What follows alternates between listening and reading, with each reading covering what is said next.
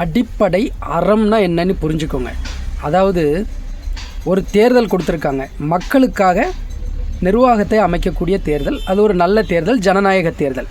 ஆனால் அந்த தேர்தலை மக்களோட அறியாமையினால் மக்கள் லஞ்சம், ஊழல், இலவசங்களுக்குன்னு அப்படி மயங்கி அந்த தேர்தலை மாற்றிட்டாங்கன்னா அந்த தேர்தல் ஒரு தவறான தேர்தலாக மாறிடுது. அந்த தேர்தல் ஒரு சாத்தானோட தேர்தலாக மாறிடுது. அந்த சிந்திங்க, அது தவறான செயலுக்கு, அதர்மத்துக்குரிய தேர்தலாக மாறிடுது. இப்போ அந்த தேர்தல் நடந்து, அந்த செயல் நடந்து, அந்த செயலினால் ஒரு நிர்வாகம் அமைஞ்சதுன்னா அது தவறான நிர்வாகமாக மட்டுமே தான் இருக்கும். நீங்கள் நல்லவன் கெட்டவன் இல்லை. தேர்தல் தப்பாயிருச்சுன்னா அதனோடலேருந்து வர்ற ரிசல்ட்டு தப்பாக மட்டும்தான் இருக்கும். அதனால தான் ஒரு செயல் தப்பாக நடக்கக்கூடாதுங்கிற அறத்தை சொல்லி கொடுக்குறாங்க. அந்த செயலில் நாம் தப்பாக செயல்படக்கூடாது, நடந்து கொள்ளக்கூடாதுங்கிற உண்மையை சொல்லித்தராங்க. இப்போ அந்த தப்பான தேர்தல், அந்த சாத்தானோட தேர்தலில் யார் ஓட்டு போட்டாலும் அது தவறாக தான் விளையும். அதனால தான் தவறான நிர்வாகங்கள் வருது.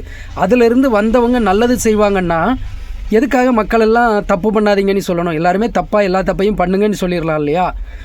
தப்பு பண்ணாலும் நல்லது நடக்கும்னா, ஒரு தப்பான செயலில் இருந்து தப்பு தான் விளையும். அந்த தப்பு நாட்டை இறுதியில் அழிக்க தான் செய்யும். அதிலிருந்தெல்லாம் நாடு காப்பாற்றப்படாது, ஒரு காலம் உயராது. நீங்கள் சிந்தியுங்கள். நீங்கள் தப்பான தேர்தல்னு தெரிஞ்ச உடனே அந்த தேர்தலை முதல்ல புறக்கணிங்க. உங்களுக்கு உண்மை தெரிதா, நீங்கள் அறத்தினை வைத்து அதனை ஆராய்ந்து பாருங்கள், சிந்தித்து பாருங்கள். அது கடவுளோட தேர்தல் கிடையாது, சாத்தானோட தேர்தலாக மாறிடுது. அதிலிருந்து வர்ற விளைவுகள் அனைத்துமே தப்பாக தான் இருக்கும். இறுதியில் பெரும் கெடுதல்களை தான் அது நாட்டுக்கு விளைவிக்கும். நல்லதை விளைவிக்காது. நல்லதை ஒரு கெட்டது செய்யும்னு நினச்சா எல்லாரும் கெட்டது செய்யுங்கன்னு எல்லாரையும் விட்டுடலாமே? ஏன் ஒழுக்கமாக இருக்கணும், ஏன் நேர்மையாக இருக்கணும்னு நம்ம கேட்கலாமே? சிந்தியுங்கள் மக்களே.